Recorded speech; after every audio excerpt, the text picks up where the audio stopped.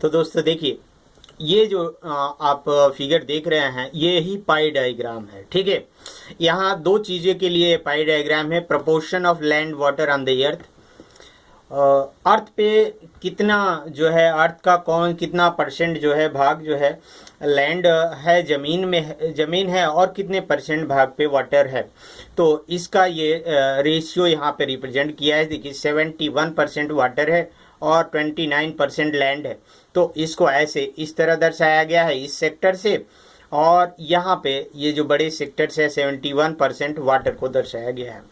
यहाँ पे दूसरी चीज़ दर्शाई गई है, देखिए जो इन्वायरमेंट है, जो यहाँ पे एयर है, एटमॉस्फेयर है, उसमें कितना परसेंट ऑक्सीजन है और नाइट्रोजन है और अदर गैसेज है, उनका रेशियो दिखाया गया है।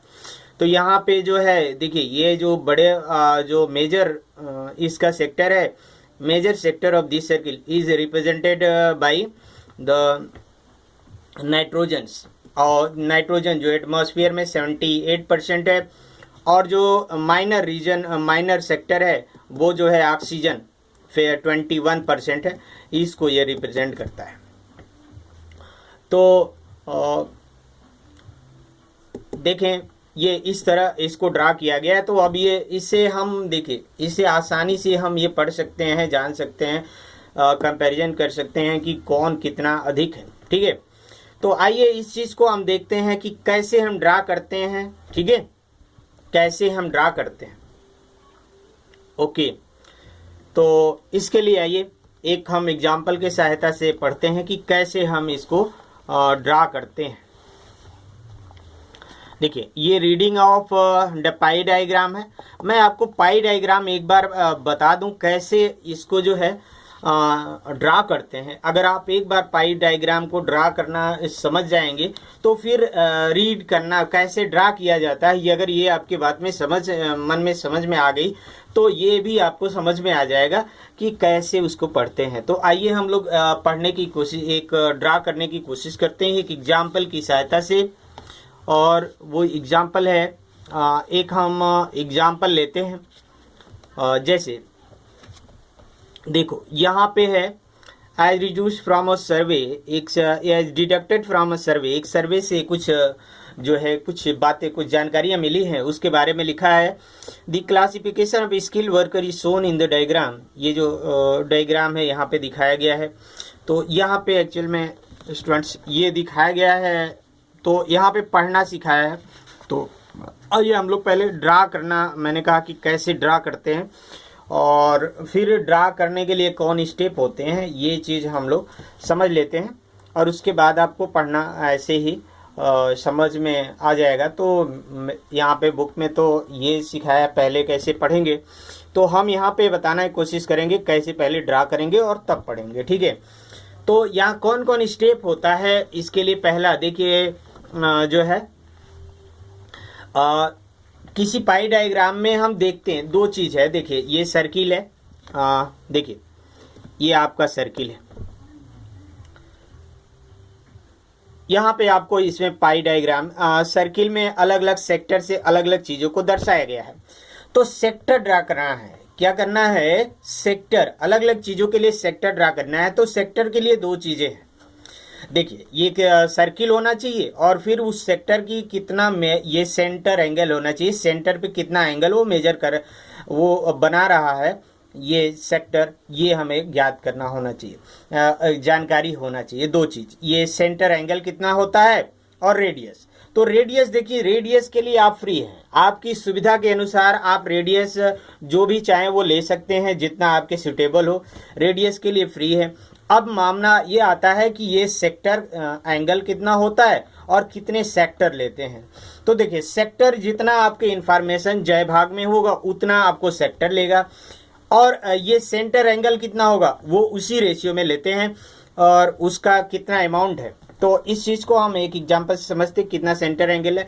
तो मेन चीज़ ये है कि कितना सेक्टर बनाना है और एक सेक्टर का कितना ये सेंटर एंगल है। बस ये दो चीज़ें आपको पता हो तो आप आसानी से पाई डायग्राम बना सकते हैं।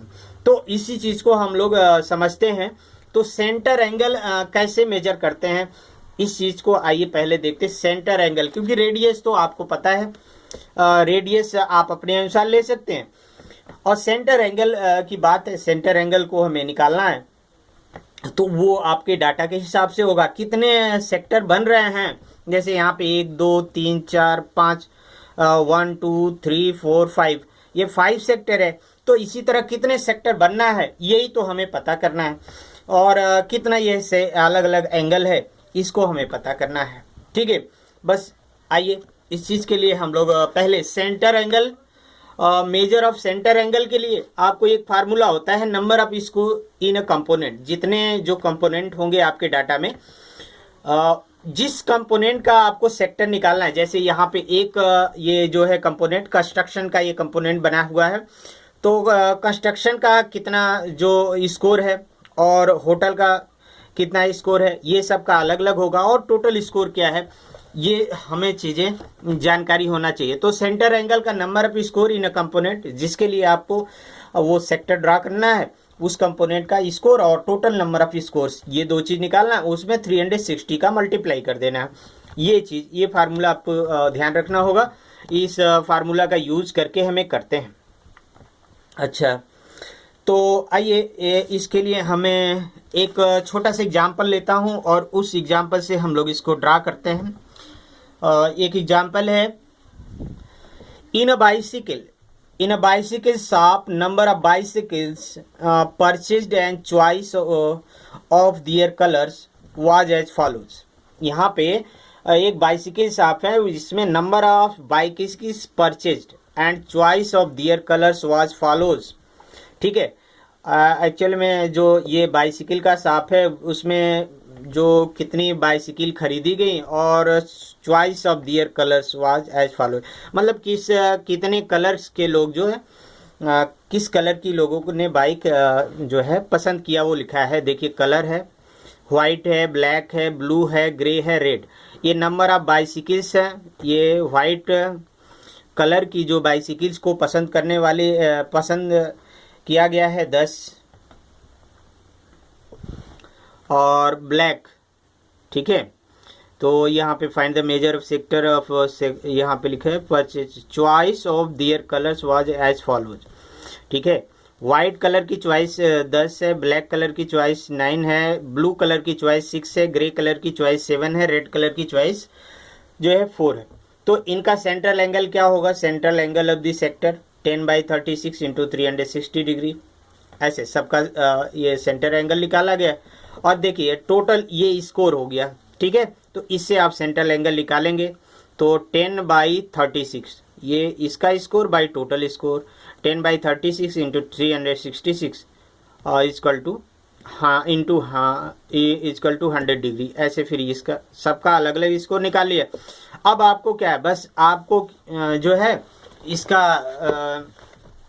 ऐसे एक सर्किल अपनी सुविधा के अनुसार बनाना है और सबका सेक्टर बनाने है। सबका जैसे ये वाइट है, ब्लैक है, ब्लू है, ग्रे है, रेड है, तो इसके लिए आपको अलग अलग सेक्टर बनाना है। तो कितना सेक्टर है? 1 2 3 4 5 सेक्टर आपको बनाना है।